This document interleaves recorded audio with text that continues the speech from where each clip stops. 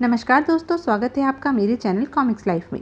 शुरू करते हैं मनोज कॉमिक्स की एक और मज़ेदार कॉमिक्स 2 फुट की राजकुमारी पार्ट 3। शीघ्र ही अपनी योजना अनुसार वे रसोई घर के सामने पहुंच गए। भीतर कुछ सेवक काल भैरव के लिए एक बड़ी सी टोकरी में फल सजा रहे थे।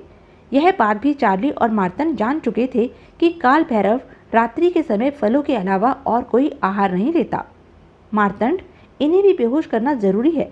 इनमें से कोई भी बचकर नहीं निकलना चाहिए। आप निश्चिंत रहें स्वामी।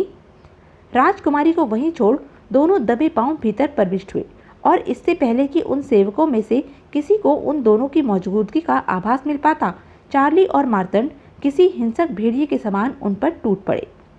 उन बेचारे सेवकों को कुछ भी सोचने समझने अथवा संभलने का मौका नहीं मिला और वे चार्ली एवं मार्तंड के प्रहारों से अचेत होकर फर्श पर लुढ़क गए।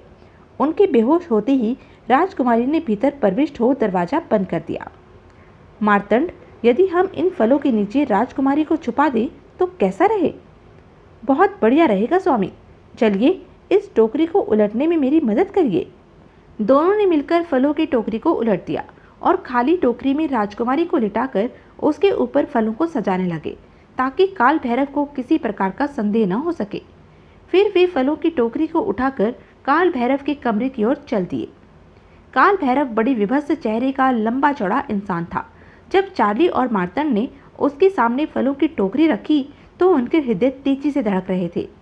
अरे हरामखोरो, इतनी देर कैसे लगा दी तुमने? उफ, यदि इसे किसी प्रकार का संदेह हो गया तो खैर नहीं। लेकिन नींद की खुमारी चढ़ी होने के कारण काल भैरव ने उनकी ओर कोई विशेष ध्यान नहीं दिया और चुपचाप फलों का आहार करने लगा। हे ईश्वर, मदद करना। यदि राजकुमारी उसे छूने से चूक गई तो? और फिर जैसे ही उसने दूसरी बार फल लेने के लिए टोकरी की ओर हाथ बढ़ाया, फलों के नीचे लेटी राजकुमारी ने लपक कर उसका हाथ पकड़ लिया। नहीं, धोखा, धोखा। परंतु इससे अधिक काल भैरव कुछ नहीं बोल पाया और वह फर्श पर लुढ़क गया। उसके प्राण पखेरु उड़ गए थे। आखिरकार इसे अपने किए की सजा मिल ही गई। अब सिंधु घाटी की प्रजा सुख की सांस ले सकेगी। तभी रंगीला के पीछे पीछे सेवकों और सैनिकों की भीड़ वहां आ पहुंची। उन्हें देख मार्तंड ओजपूर्ण स्वर में बोला, मैं मार्तंड हूँ, भूतपूर्व मुख्य पुजारी विटतकर का पुत्र और यहाँ का वास्तविक अधिकारी। मैं तुम सबको आज्ञा देता हूँ कि कोई भी गलत हरकत करने की चेष्टा न करे। काल भैरव कालमती वाला दुष्ट राक्षस मारा गया है। किसी ने भी मार्तंड के आदेश का विरोध नहीं किया। सभी सैनिकों और सेवकों ने उसके कदमों पर सर झुका दिया। काल भैरव के मरने का समाचार जानकर पूरी सिंधु घाटी में खुशियां मनाई जाने लगी। जिन जिन देशों की स्त्रियों को काल भैरव ने पशु पक्षी बना दिया था, वे काल भैरव की मौत के साथ ही अपने वास्तविक रूप में आ गई। अंबा घाटी के वासी भी अपनी महारानी सहित अपने असली रूप में आ गए। हमें अपना असली रूप उसी बहादुर युवक चार्ली के उपकार की वजह से मिला है। अवश्य ही वह काल भैरव को मारने में सफल हो गया होगा, अतः हमें उसका आभार मानना चाहिए। महारानी की जय, महारानी की जय। और कुछ दिन बाद मार्तंड को सम्मानजनक ढंग से मुख्य पुजारी के सिंहासन पर बिठाया गया। उक्त अवसर पर महारानी तारकेश्वरी भी अपने अनुचरों सहित मार्तंड और चार्ली को उनकी सफलता पर बधाई देने आई और अपना आभार प्रकट किया। कुछ दिन सिंधु घाटी में मार्तंड के यहाँ मेहमान बनकर रहने के पश्चात चार्ली ने राजकुमारी के साथ जब उससे विदा ली तो मार्तंड के नेत्रों से आंसू बहने लगे। रंगीला भी मार्तंड के कंधे पर बैठा था।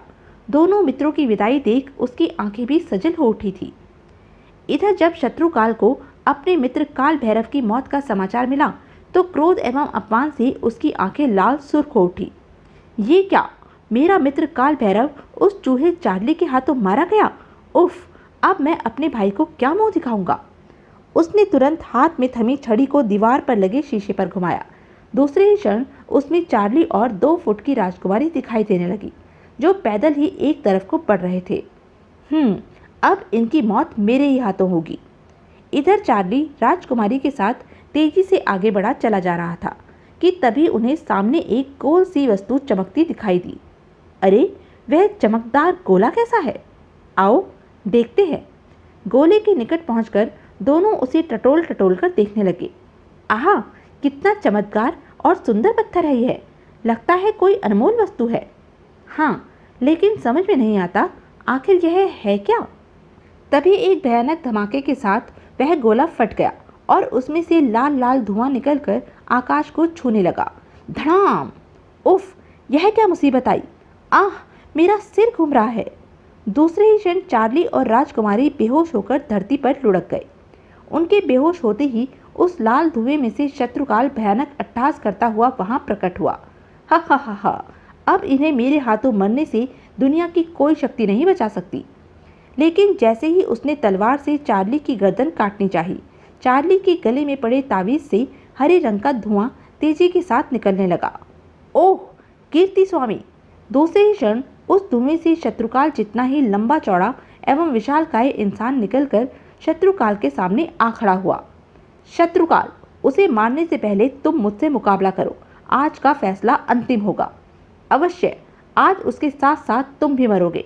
लो, संभालो मेरा वार। और दोनों मांत्रिकों में भयानक युद्ध छिड़ गया। कभी कीर्ति स्वामी का पलड़ा भारी रहता तो कभी शत्रुकाल का। युद्ध के दौरान दोनों अपनी मंत्र शक्ति को भी प्रयोग कर रहे थे। मंत्र शक्ति के टकराव से धरती आकाश थर्राने लगे थे, लेकिन अंत में जीत कीर्ति स्वामी की ही हुई। जब शत्रुकाल की मांत्रिक शक्ति क्षीण पड़ने लगी तो कीर्ति स्वामी ने अपनी गदा के एक ही वार से शत्रुकाल के सिर के टुकड़े टुकड़े कर दिए। आखिरकार शत्रुकाल मारा ही गया। जब कीर्ति स्वामी चार्ली और राजकुमारी को होश में लाया तो दोनों उस विराट राक्षसनुमा इंसान को सामने देखकर एक बारगी तो बुरी तरह घबरा उठे। चार्ली ने तुरंत अपनी कमर पर लटकी मयान की ओर हाथ बढ़ाया, लेकिन तभी कीर्ति स्वामी मृदुल स्वर में बोला, मुझसे घबराने की कोई आवश्यकता नहीं युवक, मुझे अपना मित्र ही समझो। कौन हो तुम और यह सब क्या माजरा है? तभी चार्ली की दृष्टि एक तरफ मृत पड़ी शत्रुकाल पर पड़ी। अरे, वह कौन मरा पड़ा है? वह मांत्रिक शत्रुकाल है, मेरा दुश्मन, आज मेरे हाथों मारा गया। फिर कीर्ति स्वामी ने उसे सारी कहानी सुना दी। सब कुछ जान सुनकर चार्ली आश्चर्यचकित एवं प्रसन्नचित हो उठा। मित्र, मैं तुम्हारा यह एहसान कभी नहीं भूलूंगा, लेकिन तुमने अपने बारे में तो कुछ बताया नहीं।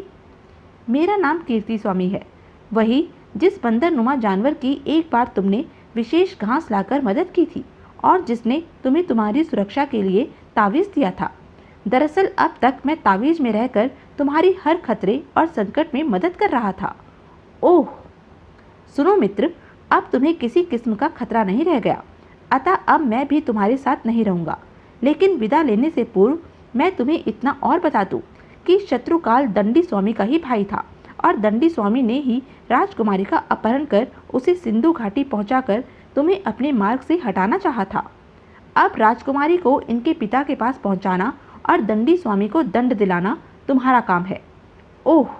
उसके बाद कीर्ति स्वामी अदृश्य हो गया, लेकिन चार्ली अब हर बात अच्छी तरह समझ चुका था। चार्ली राजकुमारी को साथ लेकर फिर आगे बढ़ने लगा। कई दिनों तक लगातार चलते रहने के पश्चात उन्हें एक सुंदर उद्यान दिखाई दिया। आहा, कितना सुंदर उद्यान है! क्यों ना कुछ देर यहाँ आराम कर और खा पीकर फिर आगे बढ़ा जाए। मैं थक भी चुकी हूँ। अच्छी बात है, चलो। जब उद्यान में पहुंचकर पेड़ों पर लदे फलों का आहार करने के पश्चात दोनों एक पेड़ के नीचे बैठे सुस्ता रहे थे तो सहसा चार्ली को अम्बा घाटी के सिद्ध पुरुष द्वारा दी गई डिबिया का ध्यान आया और उसने जेब से वह डिबिया निकाल ली। अरे, यह डिबिया कैसी?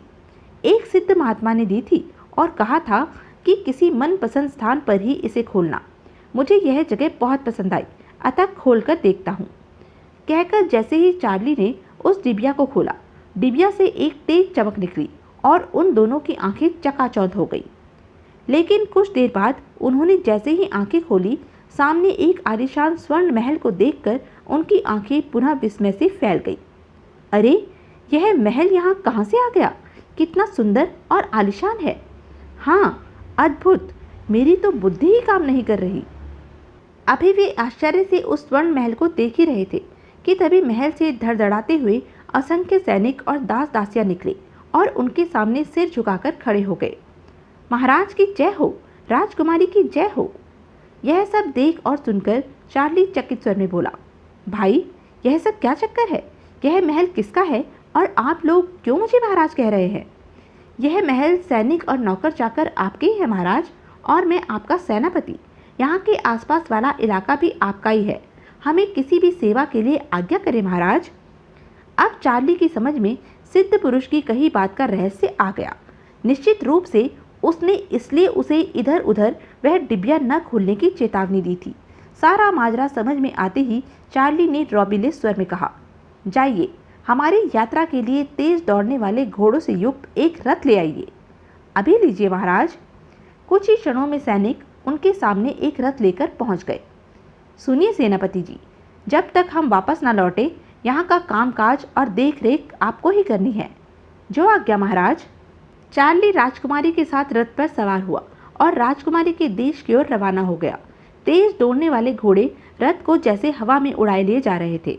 जब चार्ली राजकुमारी को लेकर राजा और रानी के पास पहुंचा तो अपनी बेटी को देख उनके चेहरे हर्ष से खिल उठे। हम तुमसे अति प्रसन्न हुए राज ज्योतिषी, हम तुम्हें मुंह मांगा इनाम देंगे। मांगिए, क्या चाहिए आपको? महाराज, इनाम देने से पहले आप एक दुष्ट को दंड दीजिए जिसके कारण राजकुमारी के प्राण खतरे में पड़े। फिर चार्ली ने अपनी और दंडी स्वामी की सारी कारगुजारी राजा को सुना दी। सुनकर राजा आग बबूला हो उठे। उन्होंने तुरंत दंडी स्वामी को पकड़ मंगवाया। सेनापति जी, इस दुष्ट को ले जाइए और फांसी पर चढ़ा दीजिए और हमारी बेटी का विवाह चार्ली से करने का प्रबंध कीजिए। जो आज्ञा महाराज। दंडी स्वामी को फांसी पर लटका दिया गया और एक दिन 2 फुट की राजकुमारी का विवाह 2.5 फुट के चार्ली से धूमधाम से संपन्न हुआ। फिर चार्ली राजकुमारी के साथ अपने स्वर्ण महल में लौटकर आनंदपूर्वक रहने लगा। उसकी बहादुरी और नेकी ने उसे रंक से राजा बना दिया था। तो यह थी मनोज कॉमिक्स की एक मज़ेदार कॉमिक्स। ऐसी ही मज़ेदार कॉमिक्स के लिए बने रहें मेरे साथ, और हाँ, मेरे चैनल को लाइक, शेयर और सब्सक्राइब करना ना भूलें। धन्यवाद।